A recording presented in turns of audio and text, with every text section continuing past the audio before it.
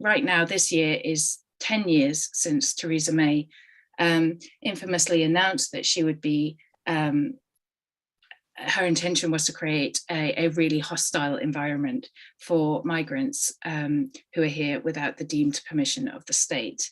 So there's a numerous events recognizing the decade of hostility and cruelty that has ushered in, including by lots of organizations within the sector, lots of workshops, lots of conversations like these that we're having to mark those 10 years, the impact that they have had, and the struggle that is ongoing to achieve real liberation for migrant communities.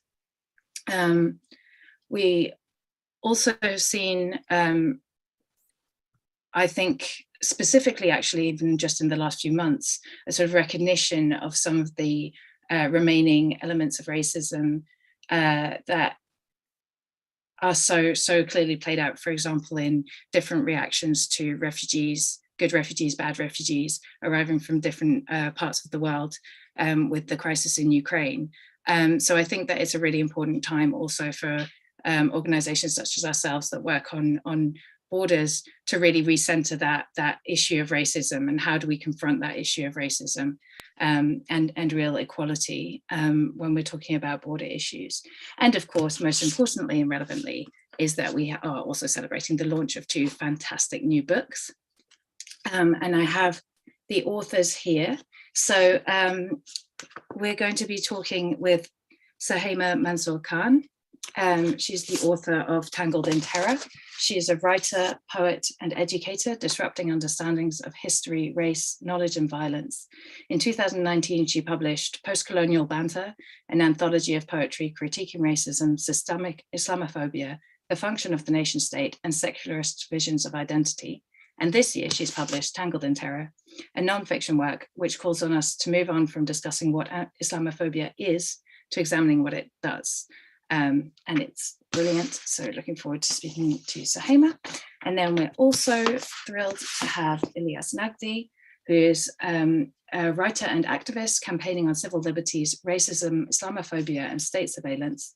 He was the former NUS Black Students Officer, where he led national campaigning on decolonizing the academy and abolishing Prevent. He has been published by Routledge, Unbound, and others on topics around the British Empire, Islamophobia, and racism. And he is currently working at Amnesty International in the UK as Racial Justice Director.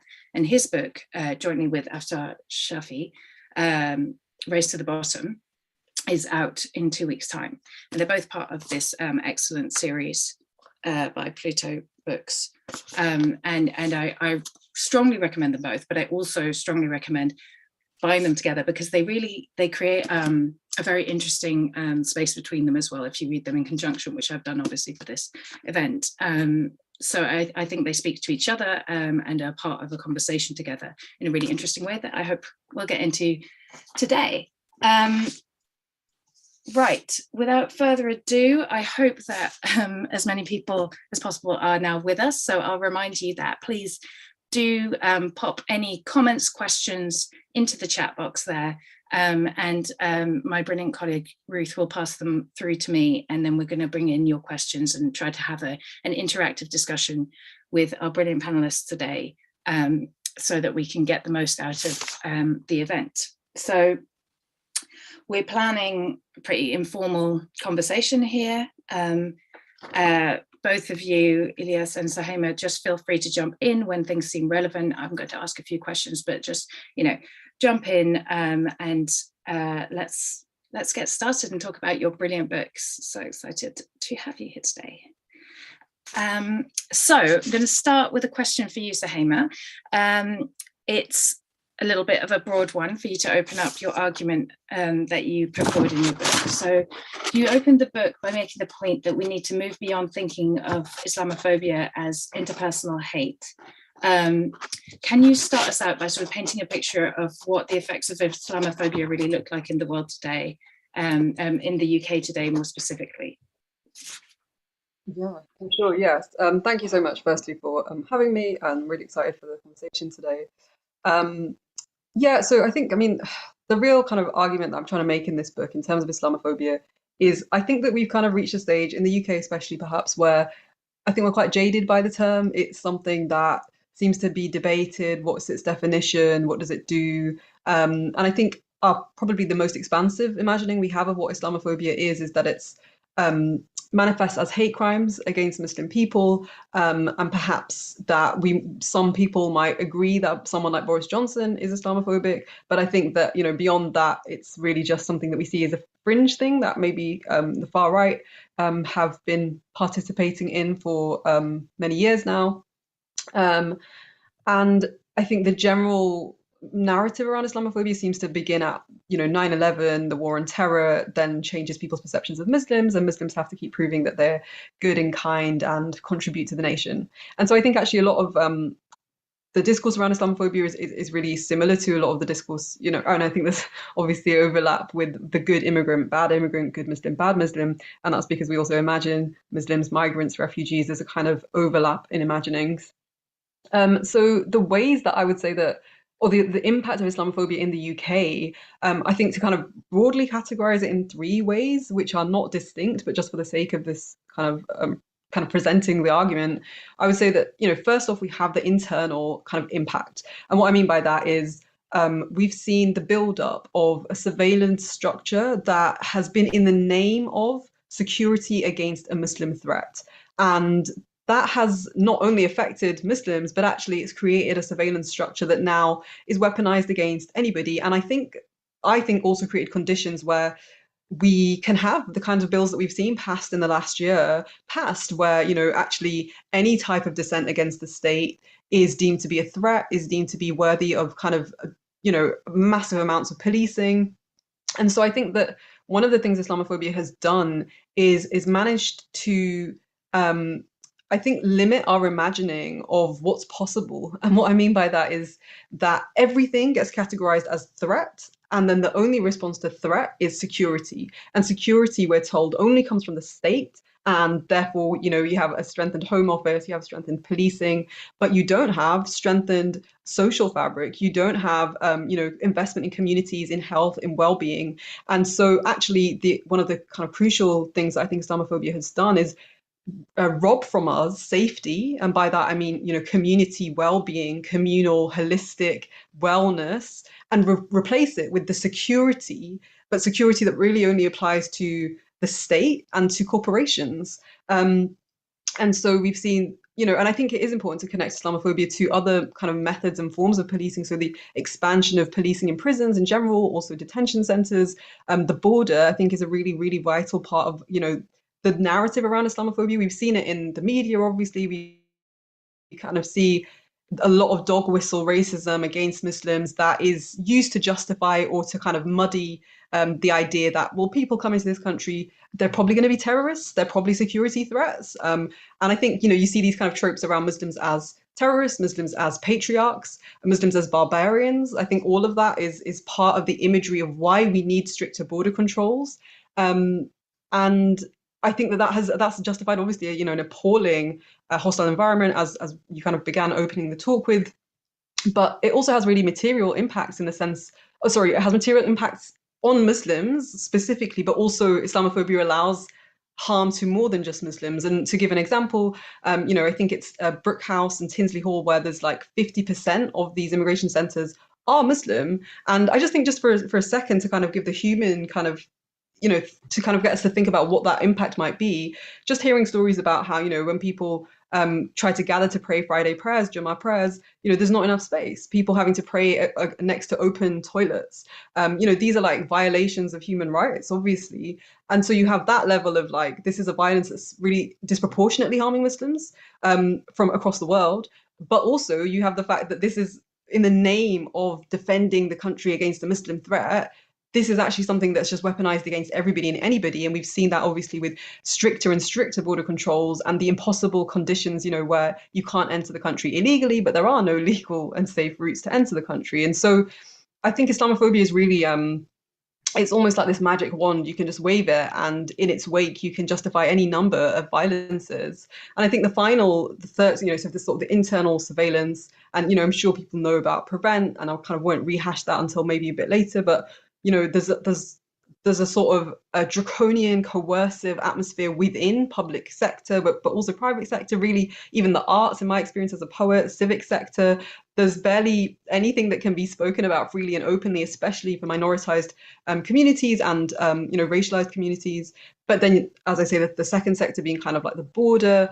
And I think just to add to that section, what is it that Islamophobia does is it's not just kind of a randomly excluding people, but I think it's important to remember that, what the border also upholds is a colonial order, is something that is about hoarding wealth, basically, and preventing access to resources from those who they were stolen from. And that's the third way that I think, Islamophobia manifests in the UK, and that's through imperialism that is ongoing. And one of the key arguments of my book is that colonialism is not dead, basically, and that Islamophobia is just one reminder of the ways in which still people are racialized because profit can be made off the back of that. And I think it's really important to remember that security is sold. The UK sells security, the state sells, whether that's techniques, whether that's policies like prevent, or whether that's actually kind of partnering with the border forces in Africa, sub-Saharan Africa, kind of actually stopping people from never mind reaching our border here, but even moving freely throughout the world to seek security, to seek safety, I should say. And obviously all the corporations who benefit from selling drones that not only are used kind of in these imperialist wars, but also used, let's say, in the Channel to stop people from reaching or to kind of surveil who can reach our shores. And then obviously those are the very same people who are seeking access to the resources here that perhaps are the very same accesses that resources stolen from them. So I think that basically what Islamophobia reveals is an entire corporate state matrix that runs on or kind of legitimizes itself by saying that this is for everybody's security. All of this has to exist because it keeps us safe. And I think the reality is very clear, and I think a lot of people probably tuning into this call are very clear on the fact that no, the majority of us have not been made safer. In fact, the most marginalized and vulnerable people right now, I would say, are kind of living through some of the most deathly, and I say that very seriously, conditions. And it's kind of more and more invisibilized because of this discourse of security that Islamophobia, I think, is one of the key tools in upholding.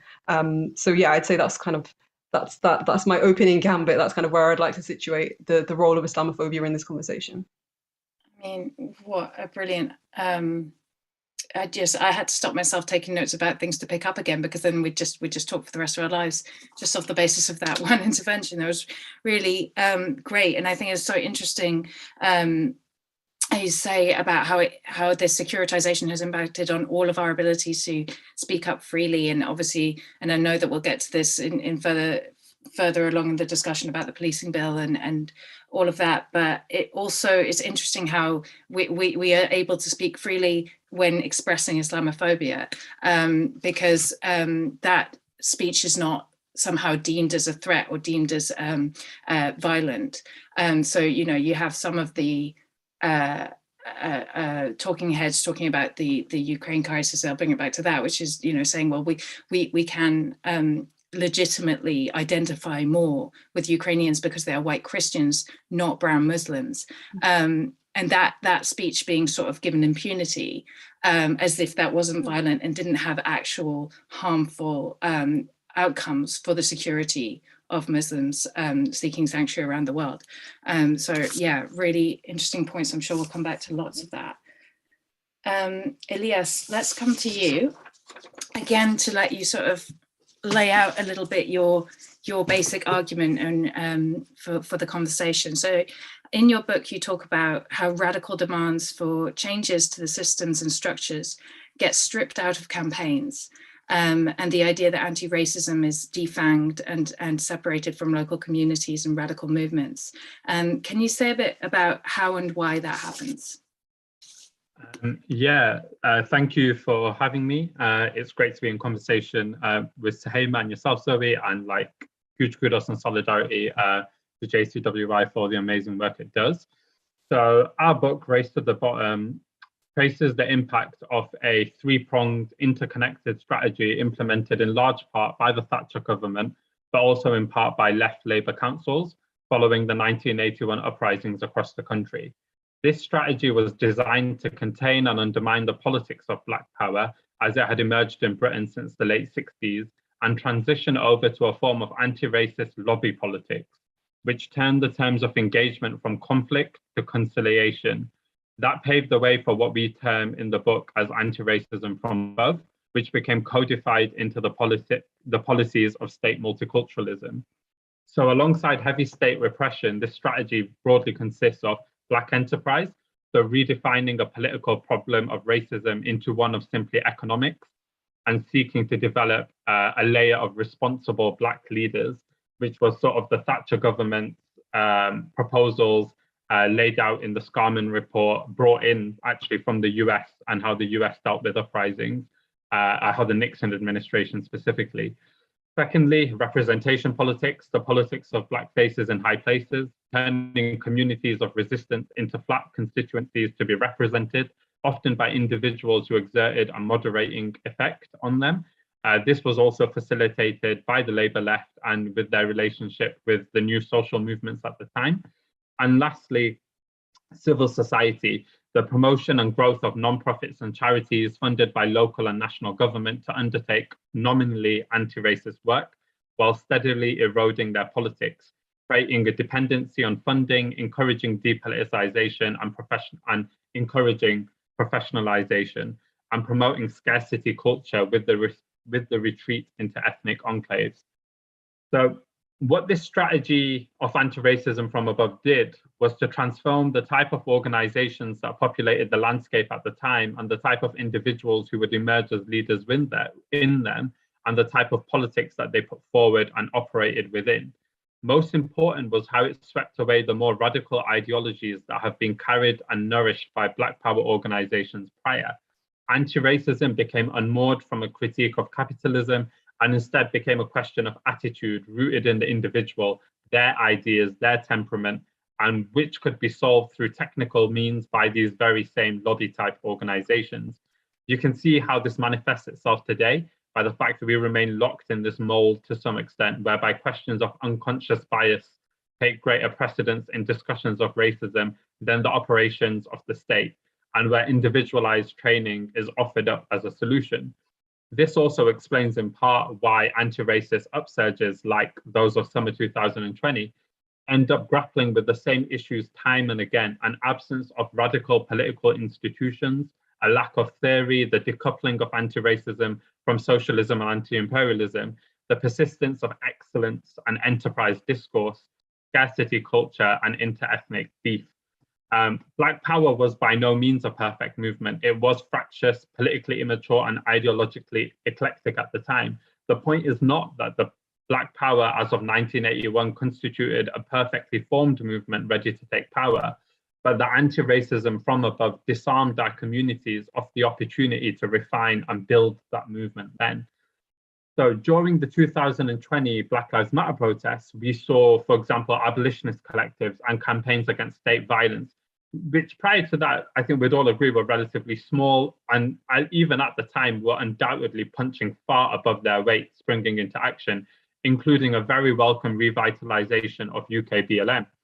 But the issue of why there was no proper existing infrastructure to channel radical grassroots anti-racist and anti-policing action here is one that has haunted us for decades, and something that we can pinpoint to the post-1981 climate.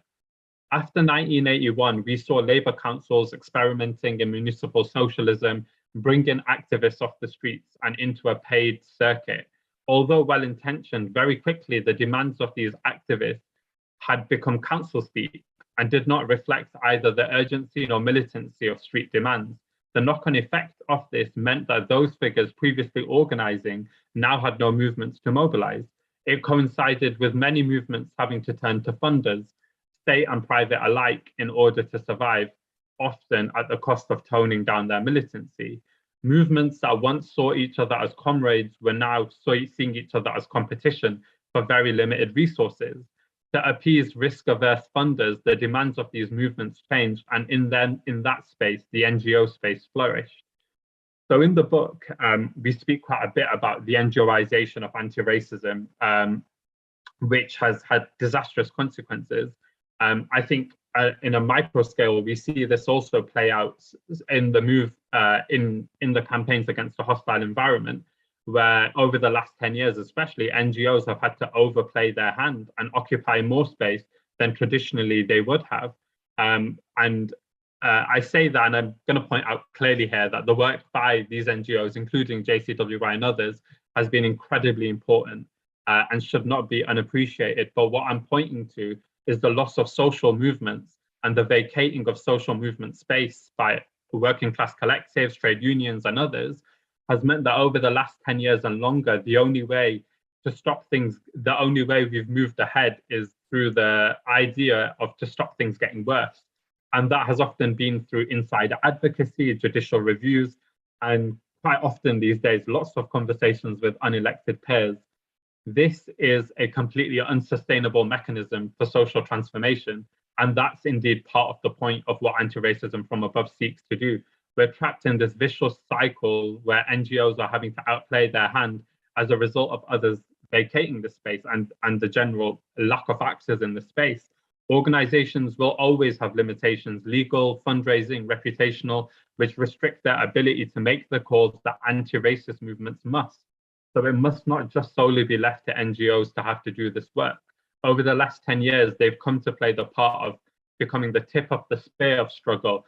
And there must now be, the questions must be asked of how they came to play that role and where indeed their place in the struggle is. So just quickly moving a bit into the, a bit generally into like what we talk about in the book. The reason we focus on 1981 specifically, and for those that don't know, the 1981 uprisings were a series of uprisings that took place throughout the country, everywhere from Bristol to Brixton, Birmingham to Toxteth, Moss Side to Peterborough, and uprising against both state racism and racist policing of working class communities across the country. And what we've sought to do in the book is unpick how in the aftermath of these uprisings, there was the state meticulously and in a myriad of ways hamstrung anti-racist movements in a way in which they've never recovered, both logistically and also politically. Demands for transformation became demands for training, and calls for complete renewal became calls for representation and reform in that time. We point to 1981, as I've mentioned, not only because of the uprisings, but that entire time in that year is a flashpoint in history. Before the chanting of the streets that summer with the screams of children, in the January of 1981 was the New Cross fire, where children died in a racist arson attack, leading to the mobilization of the Black People's Day of Action, where 20,000 people went from New Cross, going past institutions of power, including purposely walking down Fleet Street, where the newspapers were based, in a sign to highlight the newspaper's role in the racist depiction of Black youth. Following that show of force, it was Brixton which became the site of Operation Swamp, labelled after Thatcher's famous "Britain will be swamped by people of different cultures," where stop and searches were indiscriminately applied to hundreds and thousands of young working class people, primarily young Black people. And in Bradford, 12 activists were arrested after makeshift Molotovs were found on their premises, which they had as protection against fascist attacks, giving rise to the slogan, "Self-defense is no offense." They were acquitted the following year by a jury of their peers. Activists across the country, youth of all stripes, took to the streets that year, furthered by the racist attacks of police and state policies, which continued to wreak havoc on them and their communities. And then came the deployment of the strategy of anti-racism from above. And we go into that into the book quite a bit more, but I'll stop there so we can have a bit more conversation. That's brilliant. Thank you, Ilyas. Thank you for that. And I think it's really valuable that you reach back into history with this analytical lens. And as you specifically say in the book, not because we need to stop our conversation looking back at the past, but to draw the lessons. And I think there's a lack of political education in this country, that's for sure. And I think your book does a lot to sort of plug in some of those gaps and draw out some of the lessons in a really clear way. So again, a plug for the book. Also, I mean, your point around this sort of anti-racism from above is such an interesting one, in particular, obviously from the perspective of JCWI as an NGO within this space. And I'm going to go slightly off script from what we'd talked about before, because I just want to delve in. I think it speaks to something that you both touch on in your book. Obviously, we have a society that's quite individualized, fragmented in terms of these social movements, and sustaining activism that is unpaid, that is really movement, like, you know, from below, grassroots led, is extremely difficult in a scenario where, you know, you have a huge amount of people in precarious work, low paid work, you know, having to work extremely hard just to maintain their lives under capitalism, and then have to give additional energy to fighting to change their condition. And so very often, and I think, you know, to a degree with BLM, this could be said to have happened in part, is that it is a positive thing to be able to move towards the professionalization of being to receive, you know, compensation, to have NGOs that are acting in that field where it's their job. But obviously it creates these huge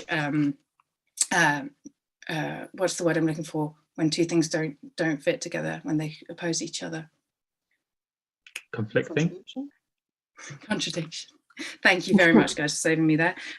Yeah, it creates these contradictions and these conflicting interests, and we have like relatively weak unions. I know that, Ilyas, you talk about some of the new, smaller, radical unions in your book as well, and JCWI works with some of those, but we have a state where it's quite difficult to sustain activism within our societies, and that is fundamentally comes to, you know, one of the major arguments made in both of your books about that these struggles cannot be decoupled but from the state of capitalism, and importantly, to my eyes, international capitalism and the extractive nature of that. So I wonder if both of you could maybe touch on for listeners, and I'm sure we have a really well-read listenership here, but still sort of just touch on how maybe why can we not tackle Islamophobia without tackling that extractive neocolonialist capitalist world that we live in?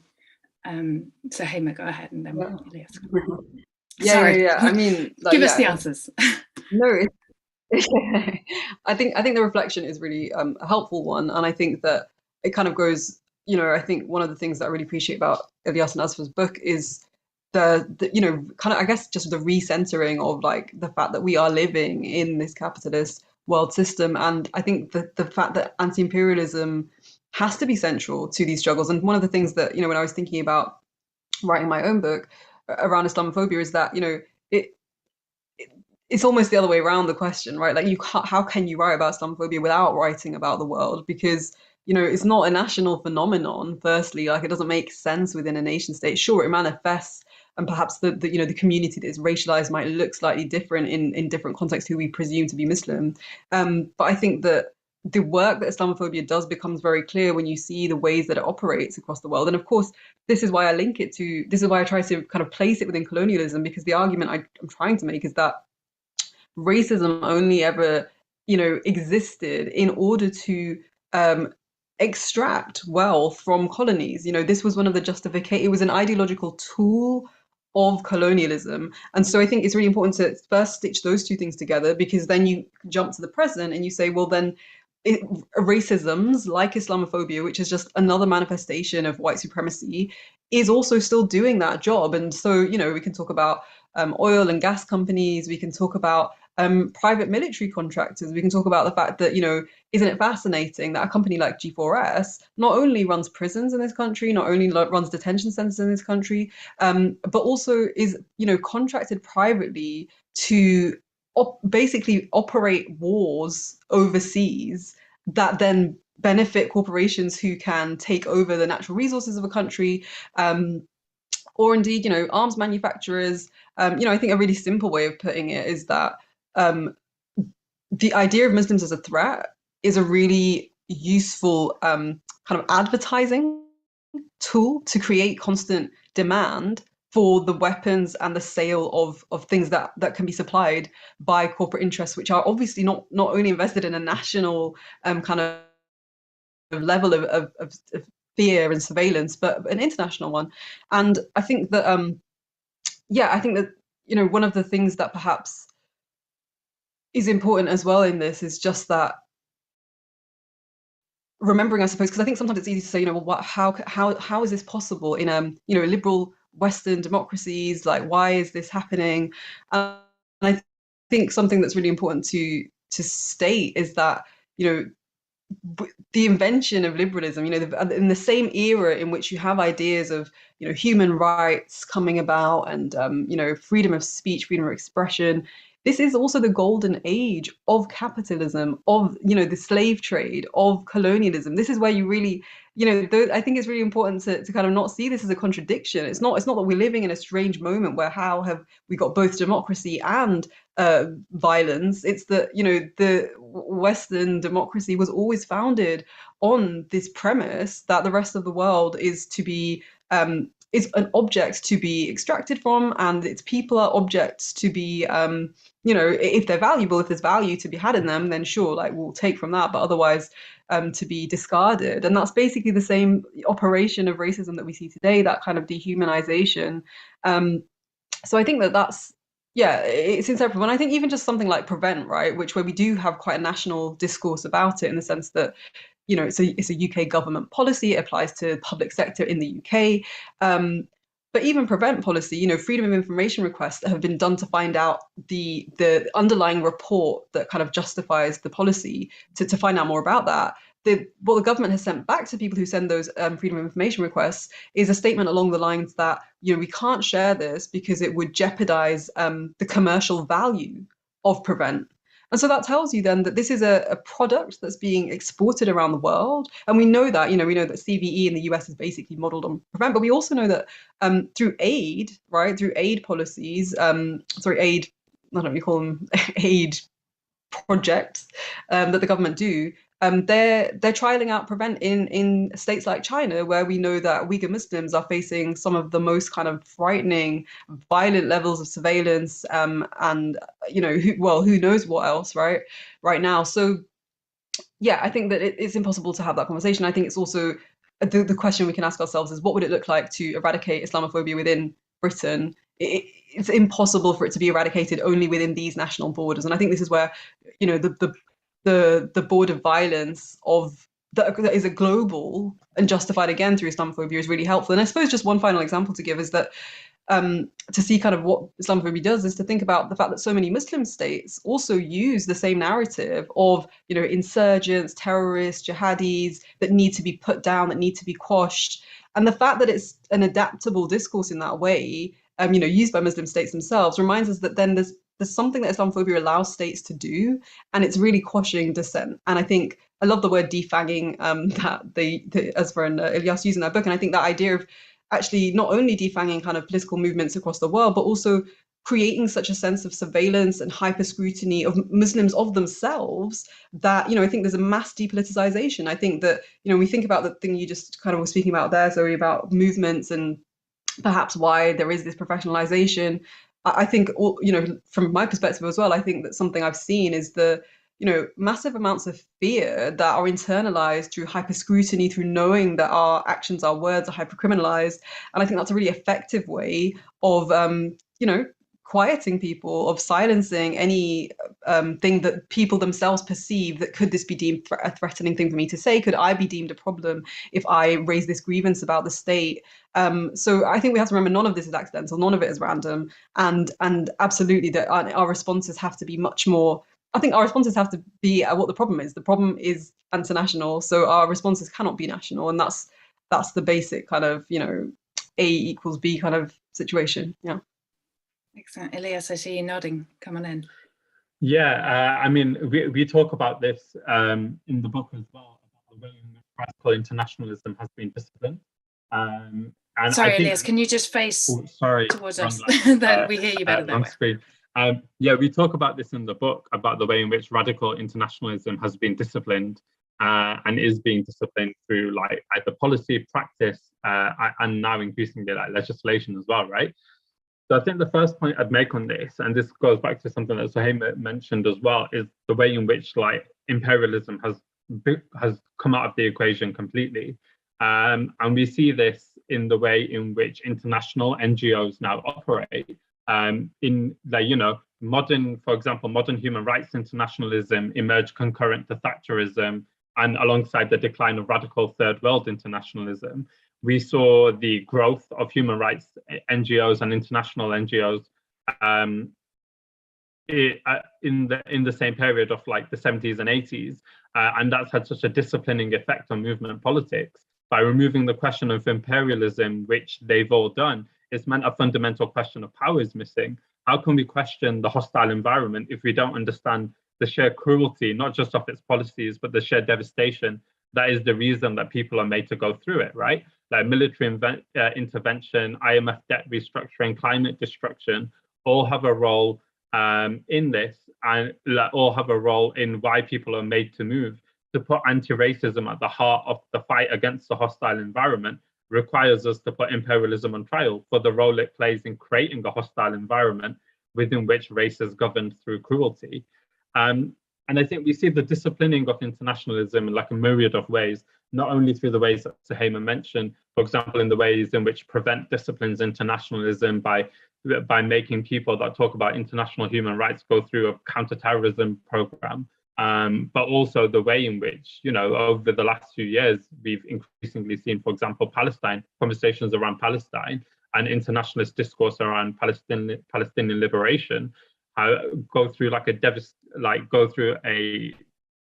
absolute like horrific, almost reversal of circumstance, right? Wherein the hate scribes of British media, who call for nothing short of like the complete deportation of every migrant in this country, are suddenly being treated as anti-racist like champions. And that I think that the clear dichotomy at play there, with the way in which power has been removed from the equation and the way internationalism has been disciplined, shows the way in which we need to reinsert conversations around power into this, like with absolute urgency. Yeah, brilliantly put. I think it speaks to why it's so vital, yeah, to reinsert anti-racism at the heart of this movement, that we, in a huge national conversation about racism, we have not been able to, you know, we're still faced with the sort of common sense perspective that just wanting to control immigration isn't racist, when actually the practical impacts of just wanting to control immigration is unthinkable violence, including murder, by a vast majority Black and brown members of the world and of our communities as well. So yes, it is fundamentally a racist policy, but we've I think through a lot of the structures and the systems that you've so well discussed today and in your book, we've lost the ability for that to be a sort of an obvious answer, and it's easy to sort of obfuscate what is truly anti-racist and what is racist about border systems, and especially how they're played out in our communities. So really helpful deconstruction there. I also, yeah, just want to dwell a bit on Prevent and on surveillance and policing as well, a bit more. We've got a couple of questions coming in from the audience, which I want to get to actually. Maybe I'll come back to policing if I can. A reminder to everyone who's watching and listening along to please do send in your questions. I want to just quickly touch on how Prevent and that surveillance capitalism that you've also mentioned, Suhaiymah, is linked in with the current moment and the current legislative moment, the Police Crime and Sentencing Bill, which has just gone through into law, and crucially how this will impact on the communities of concern in this conversation. We know that bill is directly targets Gypsy, Roma, Traveller communities, but how it also stifles the ability to talk plainly about the violence facing our communities in various ways, and how you see that tying in with Prevent. And then I'm also going to take a look at the questions coming in for the audience, but maybe just one of you jump in there. I mean, I'll just jump really quick and Ilyas jump in as well. But like, I think that in conjunction with also, Prevent and then also the Nationality and Borders Bill, I think there's like a real first, I think this really just like reinforces and I think it's intentional, absolutely, feeling of vulnerability that I think most racialized people in this country feel. And I think when you make some, I think it's also part of this pattern of kind of the only protest or dissent that is acceptable has to be palatable, has to be state approved. Like that's, antithetical to what protest is. But I think when you also have made when you're criminalizing speech, actions, direct actions, solidarity, and you're criminalizing the people, that perhaps solidarity is being shown to, whether that's undocumented people who really can't, don't have the freedom to take those kind of actions in the first place. I think it's a suffocating climate that's been built. And I think that, it's sort of taking prevent logics to their fullest conclusion. We're seeing that more and more in the sense that, yes, obviously that you have this one, the impact on, major impact on racialized communities in terms of silencing, depoliticization, self-surveillance, hypercriminalization, but also the wider impact that you see that actually what happens when you consent to this level of surveillance over, 10, 15-year period is that then any kind of solidarity action, any kind of protest action taken by absolutely anyone really and truly can fall under the banner now of extremism. We've seen that with BLM, with Extinction Rebellion, with, and I think people sometimes miss the point when they say that, oh, but this is not an extremist movement. The fact is that there's no such thing as an extremist movement. There's only what the state defines as extreme, and that's always going to be a politicized decision. But yeah, Ilyas, jump in. Yeah, I was just going to come in a slightly different spin on the question around sort of like how we got to this point, right? In regards to policing and like how these surveillance and policing forms of operation have been built. And I guess like coming back to 1981 for a second, like last year was the 40th anniversary of 1981, and like one of the big things for me is I don't think people specifically, there's not been enough interrogation about the policing operation of that year. So the legacies both in policing and the political maneuvers, which I've spoken about already, have defined state strategies since then. So for example, in policing, in 1981 Toxteth in Liverpool, that's the first time CS gas was used in mainland Britain. Previous to that, it had been battle tested on resistance in the north of Ireland. And after the 2011 riots, police documents discuss how they think it should be used even more. And just days before they released that report, 4 days in August after the riots in August 2011, just a few days before that recommendation was released, police killed Anthony Granger in his car using CS gas.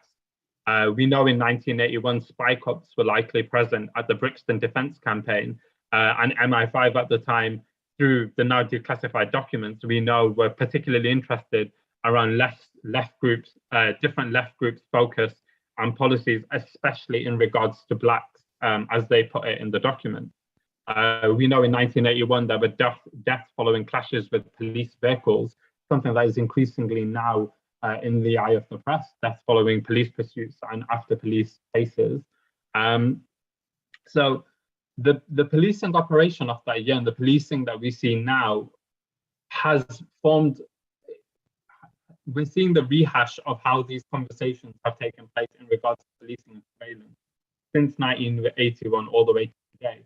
And what I mean by this is immediately after the policing operation of 1981, not only was the policing operation rubber stamped through the Scarman report and praise, but we begin to see the introduction of recommendations that we now all see as the tired recommendations in regards to policing. The need for a greater diversity of police officers, the need for greater training for police officers. These are things that just, I think the most recent occasion they've been brought out was last week, when the National Police Officers released their race action plan, a report that pointedly does not call policing institutionally racist, and they purposefully made that decision. That in and of itself is also exactly the same thing that happened with the Scarman report, which didn't say Britain is institutionally racist, but faces the ugly cousin of institutional racism called racial prejudice. This diluting of structural violence facing communities is part and parcel of how campaigns which meet concrete walls by the state and then are forced to and begin to go through this, this program that we spoke about before of diluting their demands in order to do that thing of fighting for scraps off the table. You know, as we're talking now, the one thing that's still going through my mind is this idea of like responsible leaders and the need to negotiate with responsible leaders of protest movements and within the civic space. And that idea of like responsible leaders in regards to anti-racism came from and is found at the footnote of a note from the MP Timothy Raisin, who was an MP for Aylesbury, I believe, at the time, now declassified documents from Thatcher's time as Prime Minister, who visited the US in 1981 and sought to share the lessons he'd learned from how Nixon's administration sought to move the civil rights movement to a race relations industry. And he specifically says, like, we need to create responsible Black leaders and negotiate with them and create a Black middle class who will keep the working class of their community in line. 2 days before the Scarman report, which is sort of, you know, the foundational text of anti-racism from above as it is, was published, Raisin rang the Prime Minister specifically to remind him of his conclusions after that visit to the state. And so, like, the reason I bring this in specifically now is this idea of responsible Black leaders and this idea of like the good and the bad in the community is in complete parallel with this conversation we're having today about like the good migrant, the bad migrant. And we see that now as well when we talk about like good actors and bad actors within like coalitional politics, which again is informed by this idea of anti-racism from above, where we're forming coalitions not on our terms, but on the state terms. When the state says it has deplatformed an organization or it considers them too extreme to exist in the civic space or for others to interact with them, rather than coalitions and organizations forming coalitions and partnerships on their own terms, the state has been able to divide the movement into good and bad people, good and bad actors, and movements have sadly reflected the same, forming coalitions on the term of the state rather than on each other's terms. And I think those legacies from 1981 not only play out today in how policing and surveillance are carried out, but also how campaigns against policing and surveillance are carried out. Thanks. Yeah, I mean, there's another word for racial prejudice, and it might be racism. Yeah, no, excellent. So, okay, as I knew would happen, of course, I'm getting carried away with everything that I could chat with you guys about. We've got a couple of questions that we really want to cover in the next 10 minutes. So we'll be snappy getting through them if that's okay with you guys. So the first one I have here is from Michael Richmond, which I think speaks to a lot of the discussion we've just been having. So he thanks you guys for being here, and he says, I wanted to ask your thoughts on the effect of the discourse around anti-Semitism, some of it legitimate, some of it not, how that's relevant to the anti-racism from above concept and to language around real racism, and how can this be addressed in the strategies of anti-racism from below? Yeah, so we talk about this specifically in the book as well, in the way in which we begin to see individuals who their entire professional career has been built on sort of destroying the lives of those who aren't as well-to-do as them, and whose careers have been built on demonizing others, who now claim to be stalwarts of anti-racism and who now claim to be sort of the saving grace of British politics. And what we see and what we talk about in the book is how the creation of ethnic enclaves and how the creation of discourse and disparity politics has meant that people who are in struggle, who are meant to be in struggle together, are now seeing each other as competition, which is part of the strategy of anti-racism from above.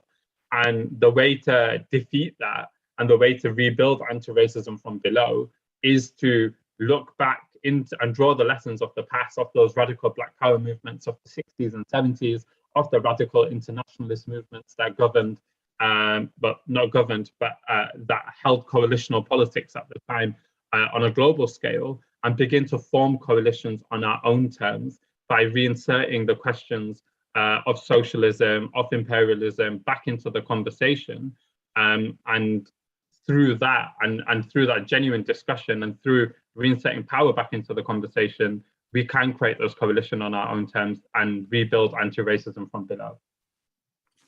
Yeah, and I think it goes back to also what you were talking about earlier about like the depoliticization of these movements, which sort of belies the depoliticization of the choice that faces us in terms of leadership. You know, we don't have a party to vote for in our parliament that is unblemished by racist policies, and I think that makes it much more difficult and all the more important to build that power, as you say, for ourselves. Right, another question. Now, this is a tricky one, but I think it is a really important one from Rachel, asking about how one of the complexities we face is that the arguments we make are complex, and the arguments of the racists, while false, are quite straightforward. And I think that part of the reason for that is that they are false, and so it's easier to tell a simple story if you're telling a false story. And that is, you know, once you simplify to a certain degree, you end up telling a story that isn't fully true. But how can we grapple with the complexity of the narrative that we're talking about and the ways that we've been discussing, which is so important, of all these intersections of a society that produces violence against certain communities? How do we simplify that? Maybe I'm going to ask on Suhaiymah's creativity as a poet. How can we frame this? I think clearly. My answer to that question is that I think that's not true.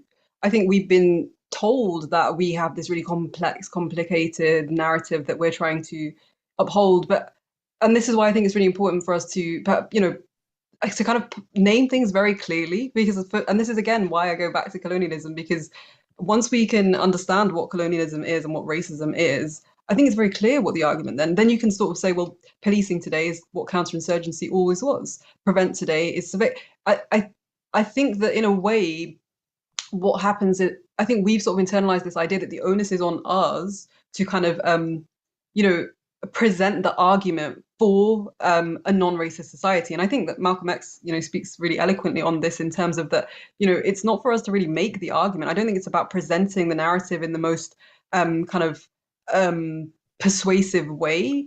And I think also there's a degree to which I kind of ask. So in my book, I'm as a poet, as a writer, I'm very committed to the idea that language is powerful. And I don't say that because I think it's powerful because it persuades people, but I think that it's powerful for us to name things, because when you name something, you make it visible, right? And so for as long as white supremacy goes unnamed, as long as capitalism goes unnamed, as long as we talk about things as just being the status quo, as long as we individualize racism, and we talk about, you know, immigration controls rather than, you know, violent borders or whatever it may be, I think that naming allows us to actually A, have a target, but B, it visibilizes what is deliberately made invisible. And to me, that's the beginning of raising consciousness. That's how, you know, you have to know what it is that you're tackling to kind of mobilize around it. And I do understand, I'm not being flippant, like I do understand the question, but I really think that the kind of, my question would be, A, is that true? And B, you know, why? Like, what is if this is in terms of making like discourse accessible to more people, I think fine and fair enough. But actually, I think that most people already have their own language, and this is actually perhaps more about recognizing that, you know, when I was writing the book about Islamophobia, it was like, I don't need to tell Muslims what Islamophobia is. However, I think that there's been deliberately a removal and erasure of the language that we might use to name it, and that again comes back to language of understanding what racism is. So I think that's just about political education, and I don't think it's about kind of simplifying these narratives, but, you know, perhaps I'm kind of misunderstanding the question or being kind of reading it in a different way. But I do think that some of that idea is to kind of keep us in this context of, you know, proving, disproving. I think Toni Morrison talks best about that one of the functions of racism is distraction. You know, prove to us that you have no, you know, we say you have no history, so prove to us that you don't. And so I kind of, yeah, I guess I wonder as well, like, what's the purpose, right? Like, yeah, I guess I'll. Yeah. No, I certainly agree. I mean, it certainly with the plan to send refugees to Rwanda at the current time, I sort of have come against the sort of block where people are asking, like, well, explain why it's wrong. It's like, I don't need to. I really don't need to explain to you why sending refugees to Rwanda from the UK is wrong. And if I do, no, I don't. It's not a good faith argument. Yeah, it's not a good faith argument. That narrative is not good because it's simple. It's just that it has power behind it. And I think maybe there's something there as well. Right, so now we really do have to wrap up. So obviously the question that has come through and that will be on the minds of most of the people listening, I'm sure, is one from Annie, which is on a totally personal level. What can we as individuals do to join this fight? What can we do to help the right forces and improve the collective strength of the organizations that we need to? So guys, how do we fix racism? Go ahead. Ilyas, do you want to start? Yeah. So if I was to say around like how do we build power at the moment against the policies of the hostile environment on a collective scale, form coalitions on our own terms, ensure that we do not do what has been done and completely erase questions of socialism and imperialism from that conversation. And openly, transparently, and honestly understand the role that different members of a coalition play and their various legitimate limitations.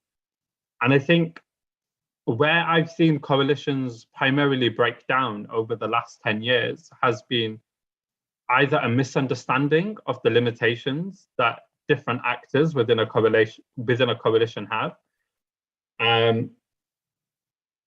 or like a fundamental misunderstanding of how coalitional politics work. And so I think by deepening our understanding of that and deepening our understanding of the ways in which like we can and should collectively move ahead, we face much better chances of sustaining movements and winning.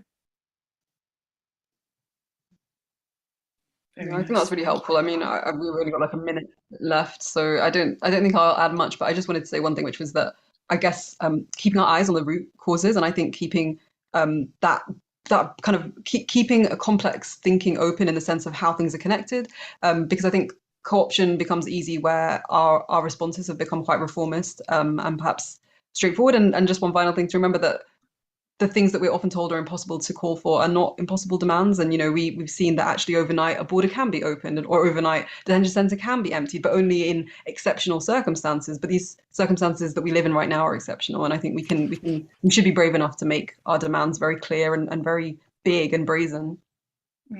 Yes, I strongly agree with that. And I do really think that many of the people listening today will probably feel like they're on the same side and they agree and basically understand a lot of the arguments that we've been talking about today.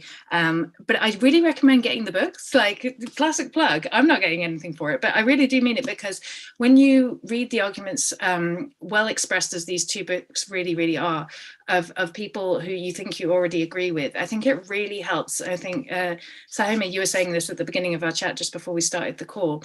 It helps you like just clarify your own thinking on issues that you already like. You know, I don't disagree. I learned things from this in the sense of I learned how to structure my thinking and my argumentation in my head around it. And I think it's easy to sort of think, oh yeah, this person seems right on, I agree with them, I don't really need to read their book. I think reading the books really helps genuinely to understand your own arguments in your own head, and then to bring them back out again and in the spaces where we're building that narrative. So buy the books, they're both brilliant. And also I am just going to give a very quick plug. JCWI has a new fundraiser we've just launched. We provide, so for the last 10 years, the 10 years that the hostile environment has been impacting this violence on our communities, JCWI has run what we believe to be the only totally confidential legal advice line for undocumented migrants specifically, so people who have no papers and live at the very sharp end of that hostile environment. We have provided advice, support, and sometimes representation to hundreds of undocumented migrants over the last 10 years. We have an appeal. I think my wonderful colleague Ruth has put the link in the chat that you guys are watching on YouTube. So do check it out. Do donate if you possibly can. We also have an event on the 19th of June, a Carnival of Resistance, celebrating that story of resistance against the hostile environment and building that power. So workshops and community and food and fun as well, because I think that resistance should be, as far as we can, in order to make it sustainable, also fun. So do check those out. Do check out the books. Thank you so much, Ilyas and Suhaiymah, for joining us today. It's been a brilliant discussion. I think we could go on much longer, but really, really great to have you here.